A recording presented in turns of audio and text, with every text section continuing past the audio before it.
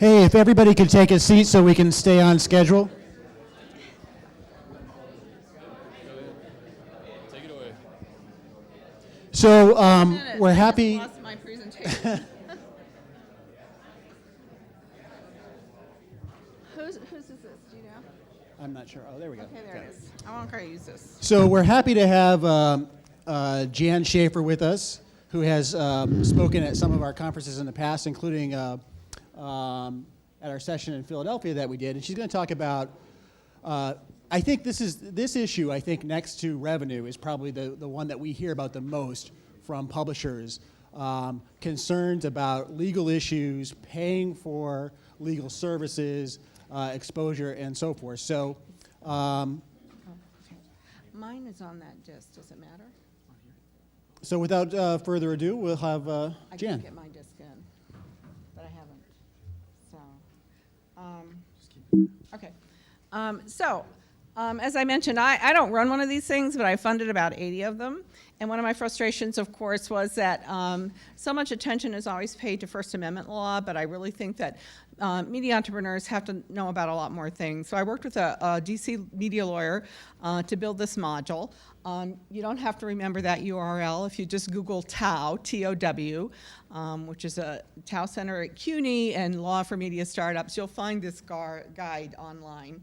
And I'm going to go through this very quickly and then take some questions because we don't have much time. But know that a lot more detail is available online.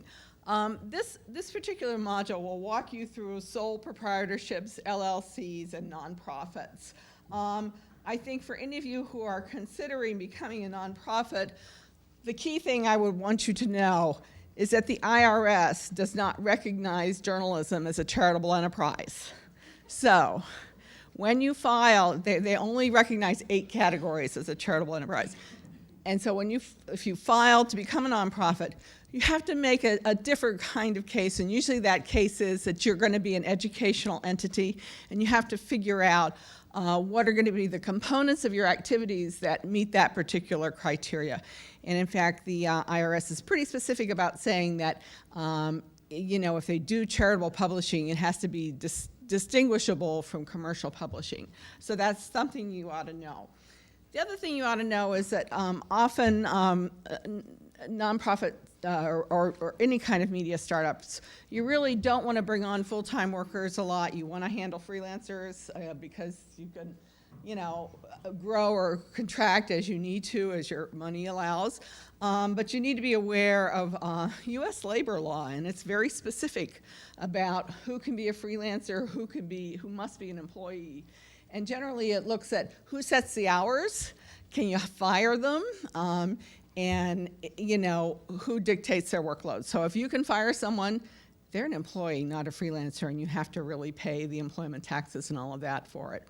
A lot of people use interns, and I bring this to your attention not because I think the Department of Labor is going to come after you, but increasingly around the country, interns are filing lawsuits asserting that they really did the work of employees.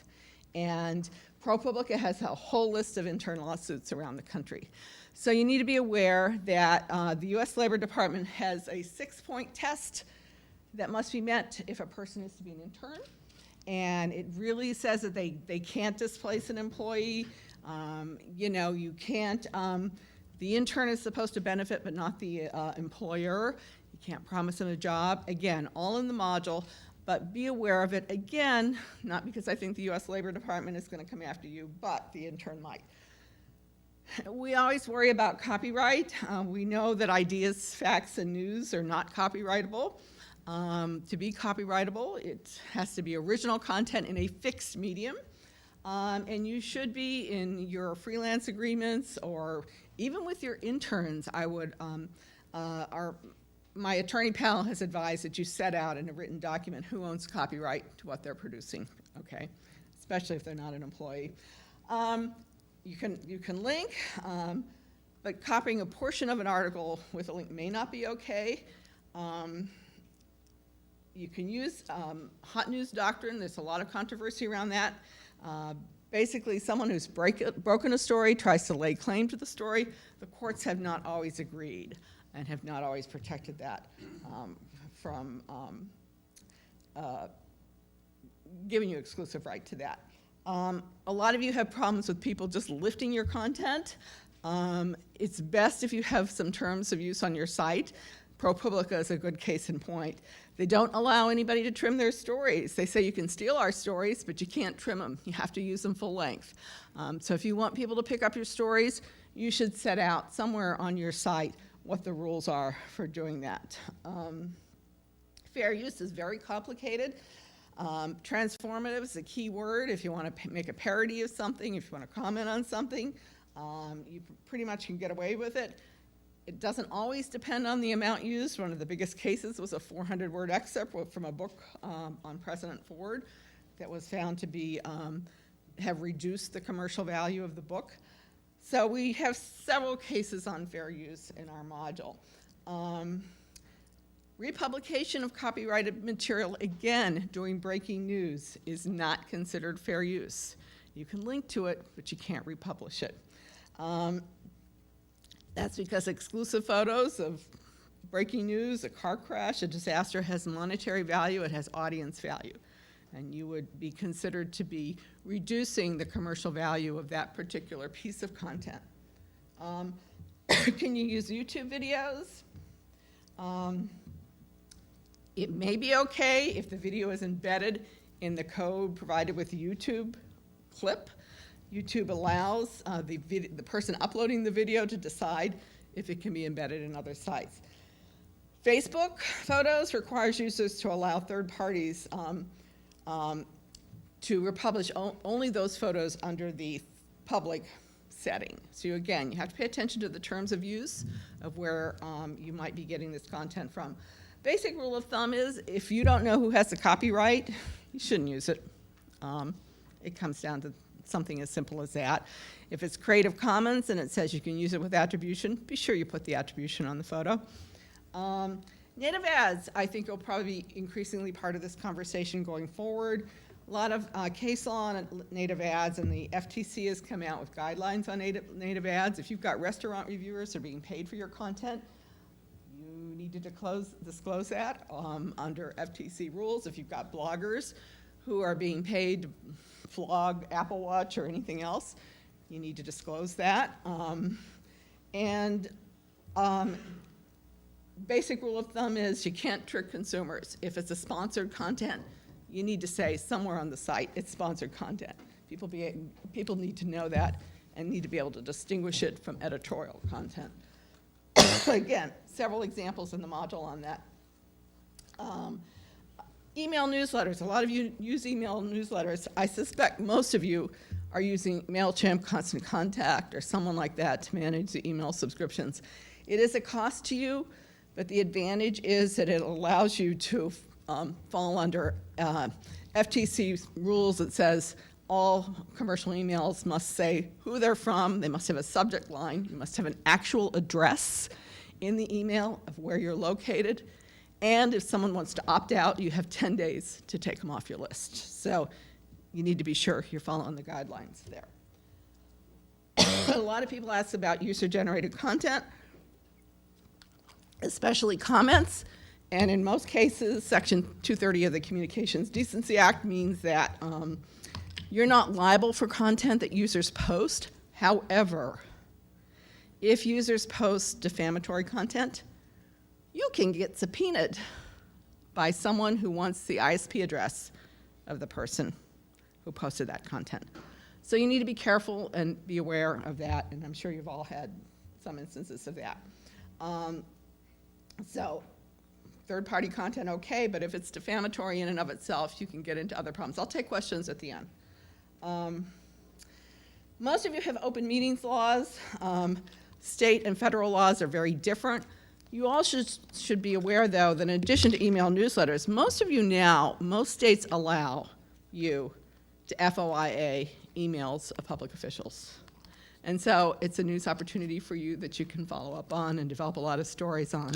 Probably the leader of that is Ken Martin from the Austin Bulldog, who files about 5 FOI requests a week. And then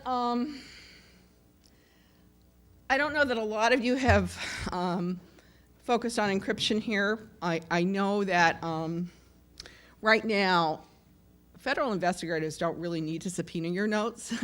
They can kind of scrape what they can get offline.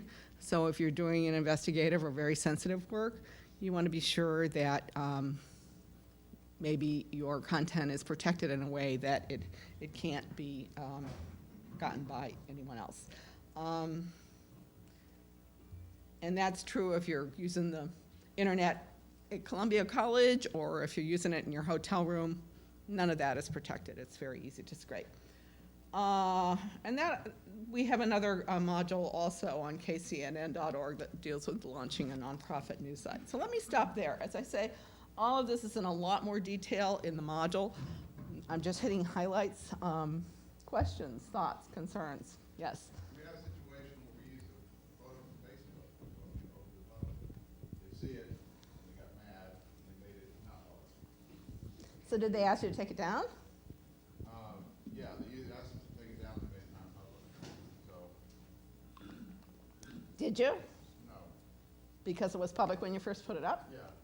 That's an interesting case. I don't know what a lawyer would advise you on that. Did you ask permission?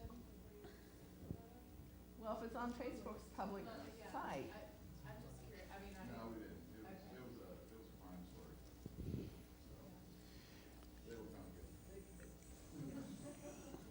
good. I'm going to go over here, but I want to ask you a question, Jan. We talked a lot about at our board meeting yesterday about how the heck you pay for legal services when you have very little budget and you're a two-person operation. What are the options for people?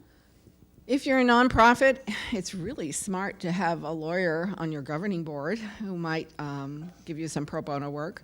If you're a for-profit, it's really, you might want to consider having an advisory board and asking a lawyer to serve on your advisory board there. Many of these sites, have a friend of the family who will do legal services for them. If they're not, there are often state press associations where you can get free or discounted legal help. I know Ken Martin in Austin has somebody. Media lawyers are actually hard up for work right now because there are not a lot of libel suits that you can win anymore. At best they might be doing slap kind of letters or something like that. They're happy in some ways to get their names out there if you've got a really good issue. So if you can befriend somebody, you can, David. Some lawyers will work for ads. Oh, whoa, that's a great idea. We have a question down here. I was asked to stand up. I'm Marcy Setlow from the Berkshire Edge, and the question I have is, we have a calendar on which people can post their own events, and they are allowed to post a graphic or picture. And I just got a letter from some rights organization, copyright rights organization, that somebody had posted an event using a picture for which they didn't have the right, to use, and it was on our site very briefly, and apparently we're responsible for anything that's on our site. Right. So, they're asking me to pay $750 for this photo that I didn't even know was there, and I'm ignoring it, but because I don't think they'll come after me. It's not worth it. You might want to consider putting some kind of terms of use of your calendar written that you're responsible for asserting that you own the copyright to any photo that you post with your event. And we're doing that now, but after the fact,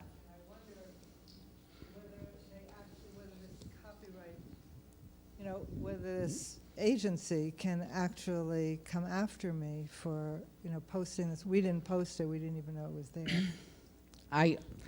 I'm not a lawyer enough to say, but if you've taken it down, it seems like you would have mitigated the circumstances.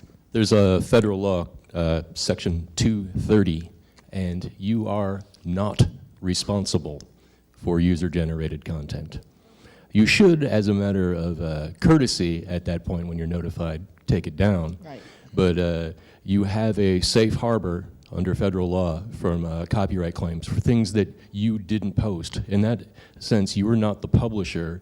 You're offering a platform, just like with Facebook or Google or anything else. You're providing a service that people can use. And then if you're notified that something is infringing, then you should be taking it down. I knew that But was- you're not directly responsible because you didn't make that decision to post that. The person who did make that decision, they're responsible. If they want to chase after that person, I wouldn't really cooperate in that effort, but I didn't know 230 applied to copyright. I thought it was mostly defamation, but that's interesting. copyright as well. It's you're basically a platform. You need to offer that ability for somebody to tell you, yes, there's infringing content, but it's not your problem. I wouldn't pay that bill. So we have time, I think, just for one more question, but Jan will be around today, so please. Who owns obituaries? What's that again? Who owns obits? Generally, copyright pertains to the author, and if the author is your employee, you would own it Well, by terms of your employment contract. You're talking It's about a not- submitted obit? I'm talking about obits that are on the funeral home websites. Then the funeral home would own it. Okay. I had a meeting with the Funeral Directors Association from the area I was with, and they all stated that the family owned them, believe it or not. We post obits on our site that are supplied only by funeral parlors, so, John Smith can't post his wife's death on our site. But we were told that the family owned it, not the funeral parlor. Well, generally, copyright, it has to be fixed in a medium. So if the family's fixing it in a medium, fine. If the family considers the funeral home website a fixed medium, maybe that would be fine. But if you're picking up obits from local funeral homes, it's probably a good idea to either have an agreement, a memorandum of understanding with them that whatever obits you're picking up, you have the rights to republish them.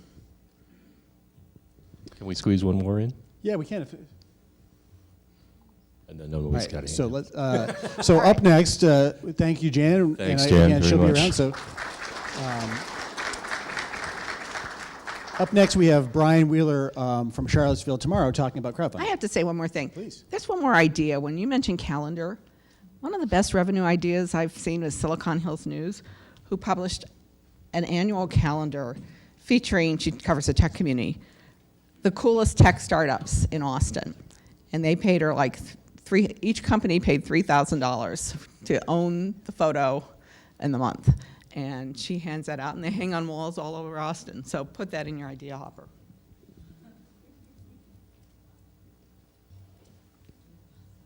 All right, good morning again. So I'm a new member of the Lion Board, and I learned that what that means is you find out you're doing things like this 2 days ago. It might have been up there longer than that, but. So while we're bringing up the slides, I'm just going to show you a few slides about crowdfunding. We're also going to do a breakout on this afternoon. So if you want more information about crowdfunding and Kickstarter, you can join us then. And I'll point out that our mascot here, Bootstrapper, he was born 2 years ago at this conference after that presentation where the Santa Barbara folks talked about their news hawk. So that was their mascot. I immediately went out and got Bootstrapper. So he became the Lion mascot 2 years ago. And now we're having Mac troubles.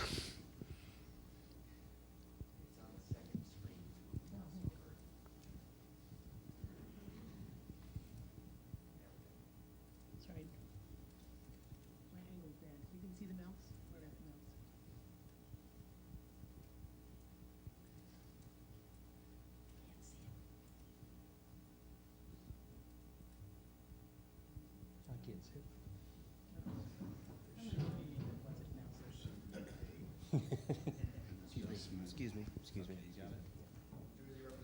All right. So it's over here as well. So, yeah. Up there. So you have the whole thing. You should be good. You have it mirrored, so. Go to the monitor programs. Yeah, I got you. Where are your items? It's already. Oh, it's already up. Displays? No.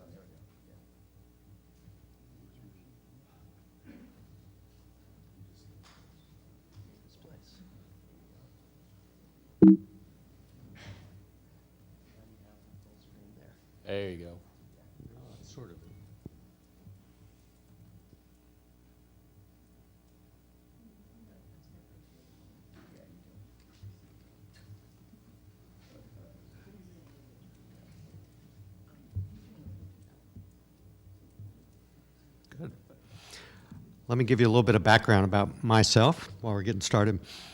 So I've been the executive director of Charlottesville Tomorrow, which is a nonprofit, since 2005 when we launched. Before that, I was a technology executive in Charlottesville.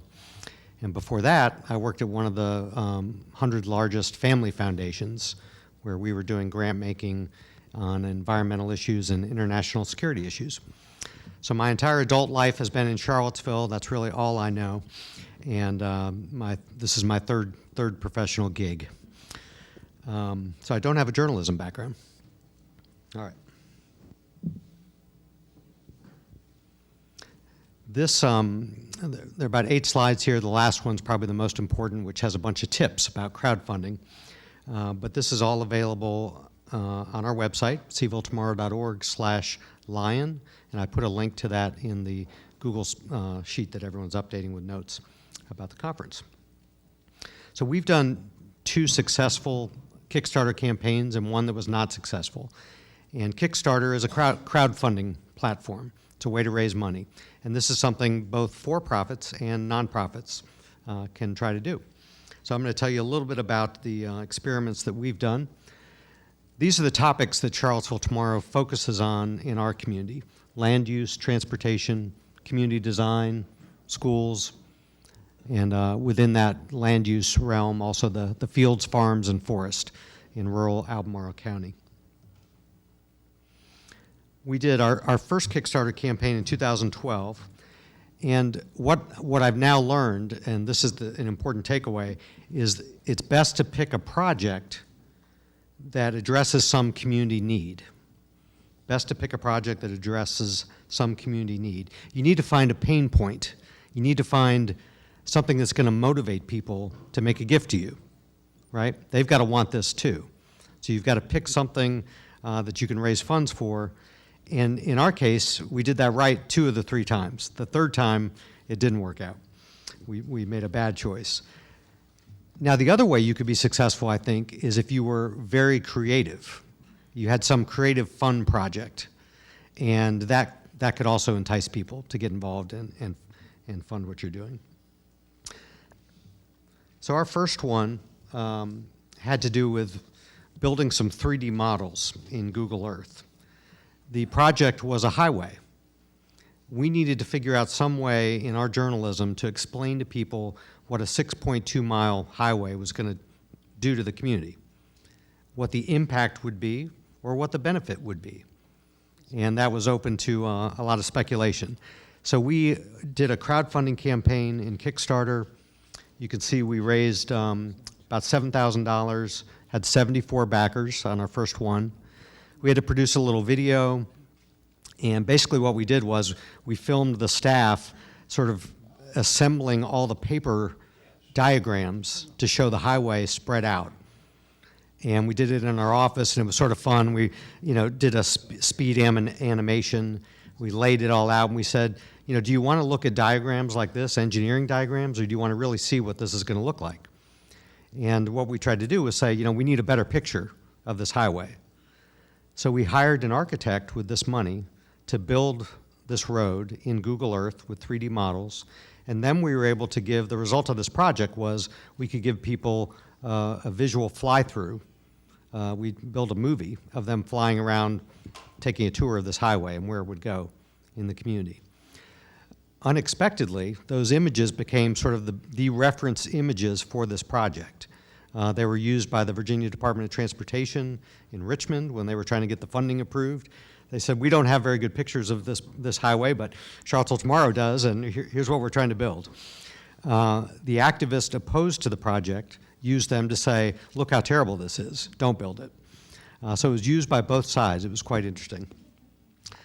Did it get built? It did not get built. We had to build it twice. We built one version, and then they updated the plan, and then we had to build it again in Google Earth to show people the new version. The second thing we did, which was another great way for us to connect with our community, was to launch a new beat. And we wanted to cover public schools. So you can see the second one there in 2013 went a little bigger. We raised $17,500, had about 172 people support us. This was to hire a new reporter. Now that amount of money there is not paying for that full-time person and what it takes to cover public schools. We raised some other money from major gifts in advance, and then we held out the Kickstarter campaign to say, this is the final amount we need to raise to start covering public schools. And the community really got into that and thought it was important because it was viewed as an information gap. The newspaper, the mainstream media was not covering public schools sufficiently. Charlottesville Tomorrow was a known quantity at that point, and people really wanted us to take that on. So that was another campaign that was really successful. So these are those, you can see a little picture there of some of those models that we produced in Google Earth. And you can see our live education reporter, Tim Shea. Now, one lesson I learned was not to hang someone's life in the balance in a Kickstarter campaign. Tim was working for us as an intern at the time we launched this campaign. We wanted to keep Tim. We wanted Tim to cover schools. There is a lot of stress involved in any Kickstarter campaign, and a lot of the funding comes in at the very last minute. And so Tim's professional life was on the line here. And if this campaign did not work, his assumption was he was not going to be able to stay and work for us. His internship would be over and he would not have a job. So what was funny about that, in a way, was Tim's family became major contributors to our Kickstarter campaign. So we got gifts from all over the country that I was not expecting. But I would not do that again. I would not have a specific person in mind and put them in that position. He was very stressed out. I remember at the end he came to me and he said, Brian, Uncle John is willing to make a big gift here at the end if we need it. I was like, don't worry, we got it figured out. It'll all be okay. He still works for us, yes. Now he's the award-winning reporter from Charlottesville Tomorrow, covering public schools. This is the project that did not work this year. There was no pain felt by the community about our mobile website. You can see a little picture of our mobile website on the far left there, and what we were trying to do to it was make it more like the Texas Tribune. We share the same platform as the Texas Tribune. It's called Armstrong, and we wanted to, mobile optimize our website. So we were very excited about this. It's something we've been trying to get funding for a long time. We thought it would be an easy success via Kickstarter, and it just did not get anyone motivated to help us. It was too backroom, it was too, infrastructure. And, people wrote us and said, well, I was willing to help you, but, I don't think your site's that bad on my phone. So there was no pain, so we had no gain on that one. And that was a disappointment, but, we learned from it. So Dylan and I presented about crowdfunding at the June Lion in Philadelphia. We came up with a baker's dozen of Kickstarter tips. And again, this is available. The website link is at the bottom there. You can download this one-page PDF. I'm going to talk about a couple of these. Sorry, I'm going to move the mic. So number one, if you're new to Kickstarter, a good thing to do is just start backing people's projects. Even $1. Just sort of get in the pipeline and get to know how Kickstarter works. Just look for something interesting in your community, or just pick a topic and put $1 into it. It's going to show, when you create your account, it's going to show that you're involved in Kickstarter. It'll say how many projects you've backed. And it's also going to give you experience being on the receiving end of Kickstarter communications. I learned a lot from Dylan and how they did updates throughout their Kickstarter campaign. A short video is essential, I think, and there's a couple tools that I put on our website that I mentioned there. One is called Wideo, W-I-D-E-O, and it lets you make little animated short videos that I think are really helpful.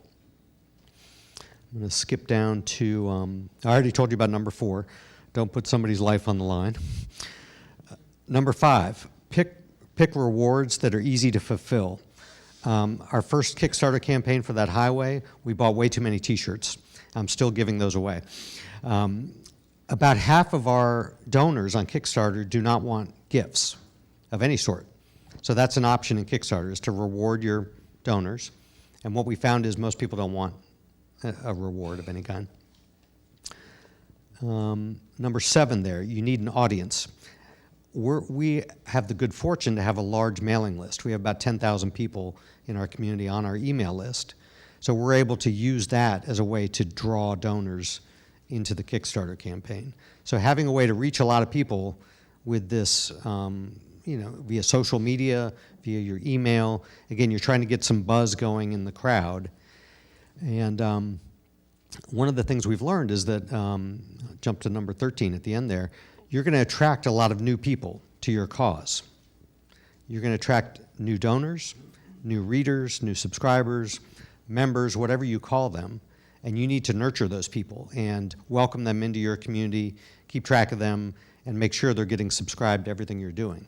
So a benefit for us, and we're going to do Kickstarter again next year. I don't know what the project will be, but we're going to keep doing it because it keeps bringing in new people to support us who otherwise, I held up an envelope that we're going to mail out this morning in the 40 tip session, and not everyone's going to respond to an envelope in the mail and make a gift to Charlottesville Tomorrow. Some people just want to do it online, and so Kickstarter is their thing. So you can reach out and try to grab those people. I'm going to stop there. Again, that whole list is available, and we'll take some questions. Just FYI, I met with a Beacon representative at ONA. Beacon is now, if they decide they love your project, matching your contributions. So fatalencounters.org is in the field right now, and they're trying to raise $62,500, and Beacon will match them $62,500 for a $125,000 pot. So it's something to think about. Yeah, Kickstarter is, you have to raise it all or you lose it all. So it's all or nothing. Yeah, and that was my question. Why did you choose Kickstarter and not something like Indiegogo? Because Kickstarter, you have to make that goal. Right. Overconfidence, maybe. I think in 2012, when we started this, there weren't as many options, and Kickstarter at that time was seen as the market leader. There are definitely some other choices now, but and Dylan's had some experience with others. I think just because it's got the most name recognition, it's a recognized brand, but most people understand what it is. If you try and do anything else, you have to tell them it's like Kickstarter. And also having that deadline, and that point you need to hit creates a little bit of urgency behind your message, and you can use that to leverage a few more people. If it's, well, they might hit the goal, they might not, but they get the money anyway. Then your potential donors don't get that little bit of adrenaline that, oh, I can put these guys over the top. Hey, can you talk a little bit more about the rewards? We're actually looking into the Beacon campaign ourselves, or we're trying to do it around immigration reporting. And I know the most successful crowdfunding and viral campaigns always involve a level of subtle narcissism on the behalf of the donors. I mean, everybody wants to show you, oh, I did the Ice Bucket Challenge, oh, I did this, look at me helping, which I think is great, in a certain way, but I want to try to structure the rewards so that it involves elements of that, but it's not too obvious. Mm-hmm. What kind of experiential and non-financial rewards did you encounter? On Kickstarter, if you look for our campaigns, all 3 of them are still up there, and you can see what rewards we were offering for each of those campaigns. But it ranges from, we'll tweet out and put in our weekly email a thank you, at the low end. We'll send you a bumper sticker. We'll send you a T-shirt. We'll send you the coffee mug. We'll have a lunch where you can come down, and if you're really interested in the Western Bypass, we will sit you down with our reporter who covers that topic, and you can ask him questions. So we tried to make one that worked well that I'd recommend was, now we're a nonprofit, but we offered major donors, like if you were willing to make a $1,000 gift to our education reporter campaign, then you could advertise for another nonprofit on our website. So we had 2 donors who were involved in other education nonprofits make a $1,000 gift because they wanted our reporter doing his job, but then they also got the benefit of advertising for their other cause that they care about. So their ads ran on our site for 6 or 12 months. We have time for maybe one more question. Somebody over here had one? No? Okay, Thank well, you. great. Our next speaker, while he's getting up to do his PowerPoint, I want to say, I think this is one of the most important things we're going to hear this weekend, in part because this topic is so off radar for a lot of people. It's not in our day-to-day wheelhouse. You guys may have seen a couple days ago, there was news about Philadelphia City Paper shutting down, I think next week, right? And they posted something where they said, if you care about a story we've done in the past, you might want to copy it right now off the web because we're not sure what's going to happen to our archives after we are being purchased and shut down. And so, we're always saying that we are the first draft of history, right? And that history is in danger of being lost in many cases. And so here we have Edward McCain from University of Missouri and Reynolds Journalism Institute. He has a photojournalism background, but he can talk a little bit more about what his position is there and to get started.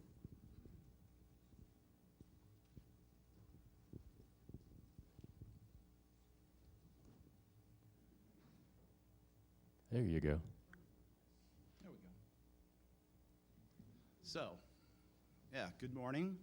I'm Edward McCain. I introduced myself last night. I'm digital curator of journalism at the Reynolds Journalism Institute, which is at the Missouri School of Journalism, and I also work for University of Missouri Libraries. And I'm going to be talking about a little bit about this memory hole thing that we've been talking about for a couple years now. But I just, to preface this, well, first of all, thank you to Lion for allowing me to speak, and to the sponsors. This is a great situation. I appreciate everybody's working together for it. Can everybody hear me okay? So for a second, I want to sort of reorient us, because I think as journalists, I know as me as a journalist, and especially for online journalists, we're thinking about what's going to happen in the next hot minute, right? What are we going to do next? What's the breaking thing? And we may forget about our role in, basically chronicling the history of our culture, of our time, and that, hopefully over a long career that you're going to have, 20, 30, 50 years of this kind of work, you're going to contribute, you're going to have this legacy. And in the old days, that legacy was pretty well, print's been around for 500 years. We've got a kind of a hang of how to preserve ink on paper. But in this new media, it's a whole new ballgame. So refocus ourselves for a second. I want to talk about this guy. Eric Arthur Blair, also known as George Orwell. How many here have read 1984? I figured a lot of people, right? Do you remember the main character, Winston Smith? Winston he had some journalism skills, right? But they were put to use in the Ministry of Truth, rewriting news articles and doctoring photos. And when he was done doing that, he needed a way to get rid of the evidence, the original, hopefully the truthful version of it. Let me read just a little bit.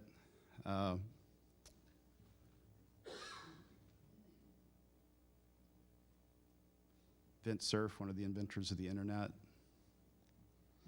Where did my slide go?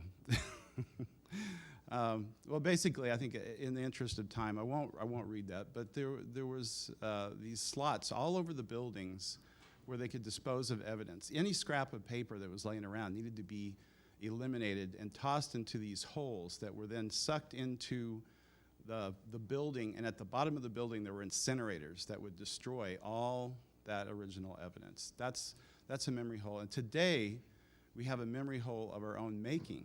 It's unintentional, but it's the product of technology, of the technological services and designs that we've created ourselves. We know that There are certain challenges in the news business today. You guys know, better than anyone probably. And so that revolution is taking place and putting a lot of pressure to do things differently. And things have also got to be done differently when we're talking about the long-term preservation of news archives. I will talk just a little bit about what may be the first ripple, to give you some long-term history, the first ripple in that we're aware of in terms of major loss of digital content actually happened probably, as best we can tell, sometime in the 1980s. And there were some scientists at NASA that were operating equipment. This was in the 80s, so they were using equipment that at that time was 20 years old. And they were no longer making the tapes that they needed to run their algorithms, to do what they needed to do.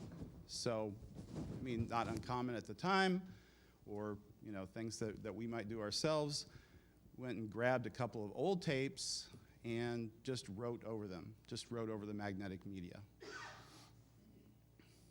Now, many of us, I think, remember at one point the United States was spending something like 4% of its budget, the national budget was devoted to landing the first person on the moon. And we did that. It was watched by, live on television. It was a major Earth-wide event. A small step for Neil Armstrong, but a giant step for the vision of ourselves as human beings. So this, to me, it's an important, touchstone in history. I'll jump ahead a few years. 2006, one of the television engineers at NASA says, "Oh my gosh, we no longer have the original moon landing tapes." They were these, what they called slow scan tapes. This is the equivalent in 1960s technology to HD TV. The footage that we now have today was shot by somebody using a 16mm film camera right off of a cathode ray tube. That's what we're left with today, because we didn't really realize how fragile electronic media could be. And sometime back in the 80s, when those guys overwrote those tapes, as best we can tell, they were overwriting that original footage from 1969. Lost forever. Now, I will say that NASA put a lot of effort after that into developing what we now have, what we now know as digital preservation science. So, but thinking about long-term legacy for news organizations, what's it going to be? I'll talk a little bit about the Tucson Citizen, may it rest in peace. As I said, I worked there between 1985 and 88, a little before Dylan here. I was there when the press ground to a halt that night. Were you? The lady on the left, Jennifer Boyce, was the editor at the time. And what she said, I think, was really profound. She said, "A newspaper doesn't close, it dies, and it leaves a hole in the community." So I'll talk a little bit about what happened in terms of the physical archive versus the electronic archive. First, looking at the newsroom where I used to work, the closing was pretty controversial. Attorney General got involved, tried to keep it open, multiple offers. Gannett basically said, "Nope, we're going to shut this baby down." The morgue, the news library, the librarians had only a few hours to do anything with the work that they had been doing for decades. So it was kind of just left basically as it stood, and it's still, I think now it still gets accessed occasionally by some Star reporters. The Star ended up with it. I talked to Bobby Joe Buell, the editor, and I think sometimes publisher at the Star, that when That, she that's was, the other remaining daily that's in the Tucson. other remaining daily paper, and they were in a joint operating agreement. Well, still are, I guess, technically in this joint operating agreement with the Citizen. Is that when she sat down with Gannett, they didn't even talk about, Gannett didn't even mention the archive, and she basically said, "What are you going to do with it?" And Gannett, "I don't know." She said, "Well, we'll take it. Okay, you can have it." That was the extent. That was the thought that was given to 130. No thought. 130 years of Southern Arizona history. So we're talking about the history of the Chiricahua Apache people, Geronimo, the shootout at the OK Corral, U.S. cavalry in the area, and the whole development of Southern Arizona over 130 years. That apparently didn't seem to be of great value.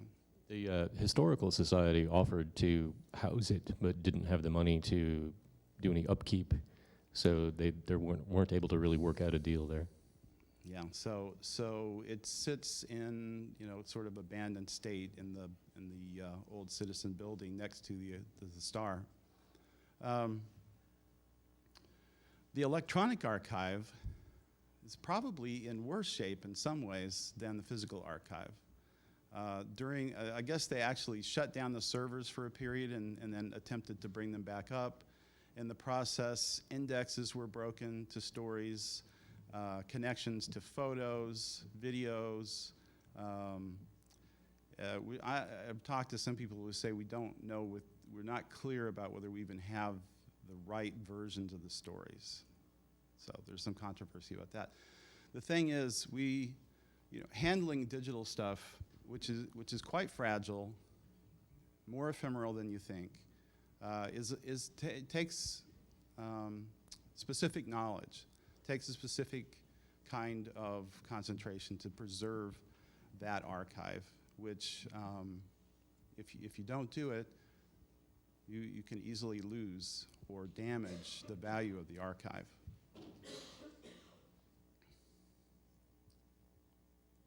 There's a notice on the is it TucsonCitizen.com? Yeah. Yeah, which they kind of call this an archive. I would debate whether it's truly an archive at this point. It's what we've got now. It's what we got left, and I'm grateful that we do have something. Well, for a while, it was thought that the entire thing was gone. So I mean, we're lucky to have even that, and it really goes to back up your stuff all over the place. Don't just rely on what's on your server. Yeah.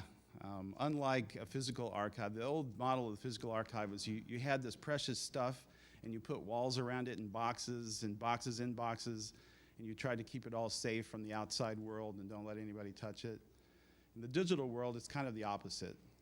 The more you can spread it around, the more places that you have this stuff kept, securely. If it's securely kept, the better off you are, so that if there's a failure in one place, there's another place that has a copy of it. And there's quite a bit actually that goes into trying to maintain that, but that's the essential model for doing that. I mentioned last night Philly News, newspaper closing, newspaper closings going on all the time. The question I ask is, how many of those papers are going to take their community history down the memory hole when they go under? And I hope no more. But it's an upward battle, and it requires awareness on our part. You people are at the front lines to do something about this. 404s. Let me just talk briefly about the 404 errors where a page has moved and it's no longer there. They're so common now that they become, it's like a new genre of web humor based on missing pages. Legos.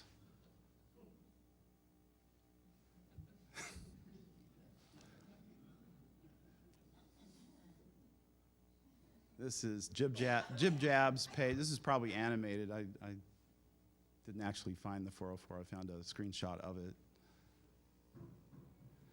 And could only wish that the federal government was as serious about this as this fake page would make it appear. There have been some studies. There's a thing called the GDELT project, and there's another place called the Internet Archive, and they're looking at these broken web links. And they've done some studies that indicate that just in the past 6 months, what they were looking at, the loss of content due to 404s was equal to the last 50 years of the New York Times doubled. So take the content from the New York Times to the last 50 years, double it, and that's how much gets lost online every 6 months.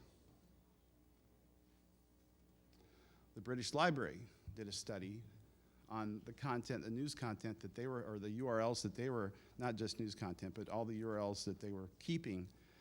And they went back to see if the content had changed substantially or if the page was missing entirely. And down here, if you can see it, this dark area, that's the memory hole. And these are the things that are on the way down the memory hole, if you want to look at it that way. So during this 10-year period, that's how much was actually still intact. Well, when you're looking at a page, what's their metric for judging that? Because if you're, pulling up an archive, a 5-year-old story in a live news website, a big chunk of all the surrounding content is going to be different. Did they have a way of looking at just that story? And it doesn't really matter if the ads are different. It's I don't think that they were examining the ads, but it's a fairly involved case study, which you can find online. Andy Jackson is the author of it. British Library. If you do that, you'll see what's going on. But I think it's a pretty well respected study. The British Library has a good reputation, I think. But you're right. I mean, we should also be looking at individual stories, and we've been developing some tools that could help us do that at RJI. The Missourian, which is the daily paper that serves Mid-Missouri, and it's produced by the Missouri School of Journalism, students and faculty. Back in 2002, we had our own memory hole incident. We had an obsolete server that was running obsolete software, and the server crashed. They were not able to recover from the server itself. They tried to go back and pull in the content, but the system, the CMS was so old that they couldn't do it. They couldn't find the number of steps. There were so many steps in between where it had been preserved, the version it was in, and the current version. It couldn't be done. And so 15 years of text and 8 years of photojournalism were lost, and the original digital format was lost forever. We still have some print versions, but it's a far cry from being able to actually get into that digital original material. How am I doing on time? 5 more minutes. Okay. As I said, I work at RJI up here, and the MU libraries. The program that I have started at RJI is called JDNA, Journalism Digital News Archive. We have an outreach program. It's called Dodging the Memory Hole, which is all about dodging this loss of news in electronic formats. We have conferences. We've had 2. We're planning another one at UCLA in 2016. You can subscribe to the newsletter to find out more about it. I'm going to skip through some research. We do surveys and other kinds of research.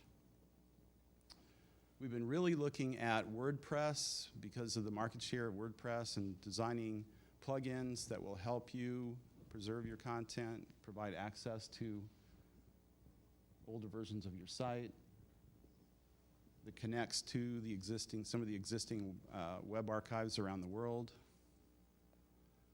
Past Pages is a interesting site that Ben Welsh has done. He's a data journalist at the LA Times, and he's been working with us on some tools to basically allow WordPress to connect to these. The project's called Memento, hence from the movie. If you don't get the reference, watch Memento. So this is the website, the JDNA website, address here, Twitter handles, or you can email me here. We have time for a few questions. Yeah. Actually, I have a question of the audience. Oh. How many of you guys have a backup strategy going? Not just to preserve the history, but what happens when your server blows up? And what do you do? Do you have a backup? Raise your hand if you keep backups. All right. Can I ask how many people have had any substantial loss of content? Okay.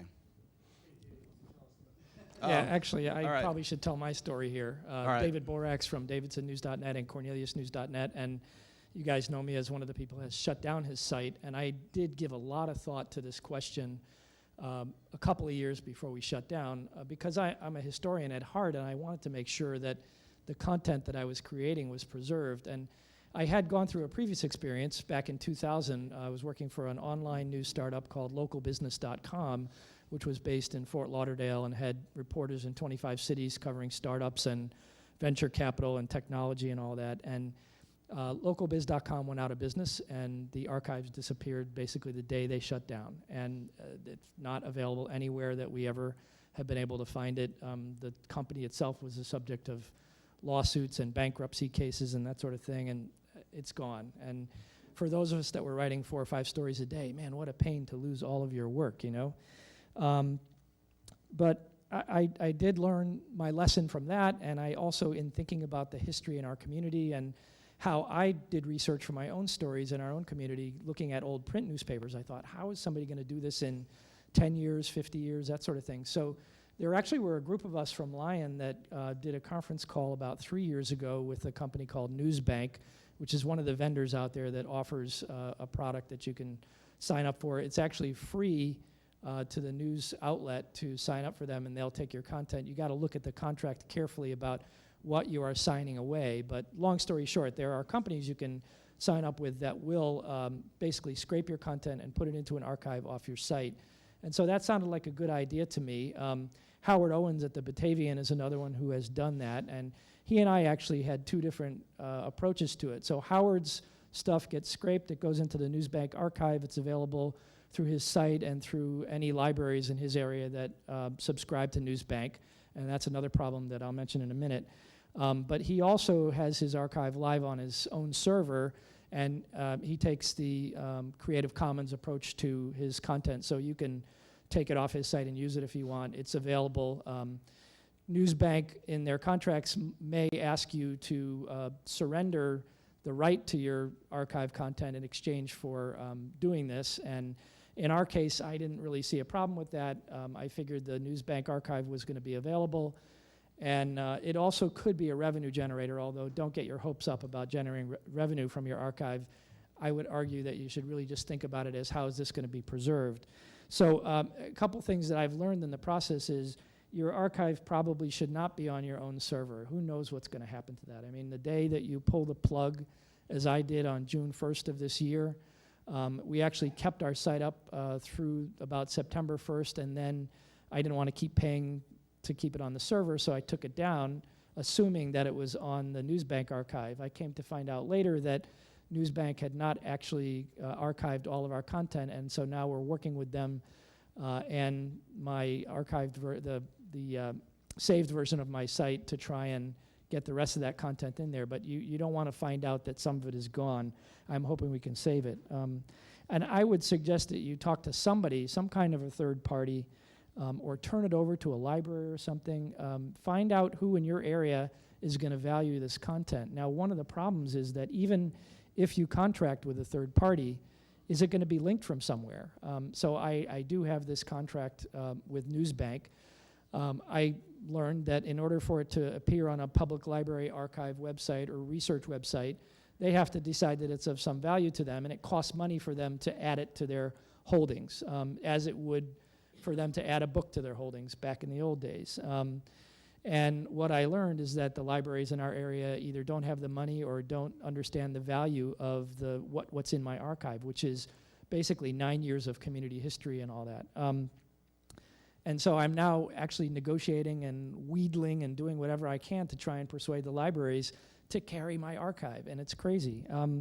There are some other options out there, David, state libraries. If I could, that sort I of will thing. just say Yeah. that I've been working on, I've been doing some research funded by the Knight Foundation, trying to look at some new models that are alternatives to the existing Newsbank, ProQuest, and other models that some publishers that I've talked to are not very happy with or have extracted themselves at great in great pains to get out of. I think that there are possibilities that are at our doorstep for reaching consumers directly and getting these into libraries and other things in a more complete fashion. And Newsbank and ProQuest, I mean, we could call them archives, but in a strict technical sense, I don't think their mission is to preserve this for the long term. And I will say that the public library in our area said they would not link to Newsbank because it's a commercial outlet, and they have a policy of not linking out. So, but one other small point is that also some of these services are text only, and as you mentioned in your presentation, the captions are in there, but there's no link to any photos. And that's another thing that pains me. I've got 9 years of photos that are not available anymore. And I was on a WordPress site, and I would love it if somebody developed a way to archive a WordPress site in an off-site location that was somehow automatic. So anyway, I'll stop there. If anybody wants to ask questions, please. And that's exactly what we have developed. It's beta, but it's real right now. If you contact me or go to the site, we're looking for people to test that out. I have one quick thing to add, and I'll make it really quick. At Nowcast SA, we do a galaxy of video. We have more than 1,000 videos on our main YouTube channel. We were told, and this is a good rule to live by, to storage is a 3-2-1 rule, and that is that you store it in 3 different places, and 2 of them be in different physical locations. So work from there. Okay. Actually, this is more of a comment. So I'm Rose Hoban from North Carolina Health News. I'm based in Chapel Hill, where there's near UNC, where there's a School of Information and Library Science. One of the best in the world. Yeah, and so I'm just sitting here thinking, like, this would make a great grant project for someone at a school like this. I have my best friend and drinking buddy back home is the archivist for the School of for the art history department at Carolina. And she has a project currently running with the School of Information and Library Science to do just this for digital artists, right? So people are thinking about this. So this is the kind of thing, like if you're networked at all with folks at your universities, I'm thinking of you, David, you should probably talk to people at SILS. But if you're networked at all with your local universities, you should start talking to some of the academics there who are thinking about this. Yeah. Well, I'm trying to build that network, and we are connected with UNC. I'm actually going to be at a conference, preservation conference there in about a month. I think we've got time for one more. Just one idea for you, and I'm the guy that has a whole bunch of this data on property taxes. So you've been describing a problem, and we had a problem with this particular text that's 100 years old and had all these houses in town. And there was only 1 copy or 2 copies that survived. So we were trying to think of crowdfunding. It turns out just making a few calls to wealthy folks in town generated the money. So if you have a real pitch, I mean, just go out and ask people for money. And then again, you're describing a problem, but there's a huge business opportunity. And in fact, some of these libraries don't like some documents that take up too much space, like the tax maps. So they have a problem. They want the digital version. So I'm in the process of trying to contract to buy them off of them and give them back the original version. So if you look at it as an entrepreneurship opportunity, there's money to be made. If people don't know the value and you know how to monetize it, it's not a problem. I think this content has real value, and I would just distinguish exactly what I'm doing is a little bit different. We're not talking about what has been digitized from print, but the stuff that was actually created on a computer or an electronic sensor of some kind. So there's been quite a bit of effort given to digitizing the past, but not much, in fact, not much attention has been paid to, say, HTML from the mid-90s, which is no longer viewable on a current browser. It'll break. So New York Times has a ton of what they call technical debt that they're trying to relieve themselves of. They would love to have access to that HTML content, but it's going to take money to move it from one version to the one we can use now. All right, Sure. one more real quick. Do you think there's going to be a benefit in being on WordPress versus, like we use Drupal? Do you think it's going to be a benefit to be on something really common in this type of situation? I do. I think that having this large market share, and that's one of the reasons we've got not only the work that we're doing with Ben Welsh, but also on the, if you go to the RJI site, we're soliciting partners to build tools for journalists in WordPress. I looked, and you guys have an almost, 69.3% rate of WordPress use in Lion. So, when we look at developing tools, we're thinking, well, we get a lot of bang for the buck if we do something in WordPress versus Drupal. And I think WordPress seems to have, the dynamic is that it's really taking hold in the news industry. I mean, New York Times is using it for their blogs. Thank you very much. And Sure, we thanks. got time for another quick coffee break. So go get yourself caffeinated. We'll start back here really promptly at 11:20.